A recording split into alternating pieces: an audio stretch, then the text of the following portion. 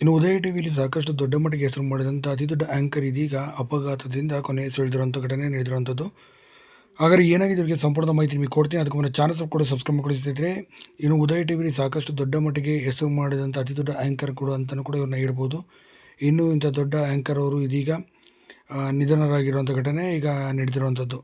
ಸದ್ಯ ಈಗ ರಸ್ತೆ ಅಪಘಾತದಲ್ಲಿ ದಾವಣಗೆರೆಯಿಂದ ಬರುವಂಥ ಸಂದರ್ಭದಲ್ಲಿ ಕೆಟ್ಟು ನಿಂತಿದ್ದಂಥ ಲಾರಿಗೆ ಹಿಂಬಾಗಿನಿಂದ ಹೊಡೆದಂಥ ಪರಿಣಾಮವಾಗಿ ಸ್ಥಳದಲ್ಲೇ ಉದಯ ಮ್ಯೂಸಿಕ್ನಲ್ಲಿ ಆ್ಯಂಕರ್ ಆಗಿದ್ದಂಥ ಚಂದನ್ ಅವರು ಕೊನೆಯುಸಿರೆಳೆದಿರುವಂಥದ್ದು. ಇವರು ಇನ್ನು ಕನ್ನಡದ ಮೇಲೆ ಸಾಕಷ್ಟು ಪ್ರೀತಿ ಮತ್ತು ಹಿಡಿತವನ್ನು ಸಾಕಷ್ಟು ಹೊಂದಿದ್ರು ಅಂತಲೂ ಕೂಡ ಇವ್ರನ್ನ ಹೇಳ್ಬೋದು.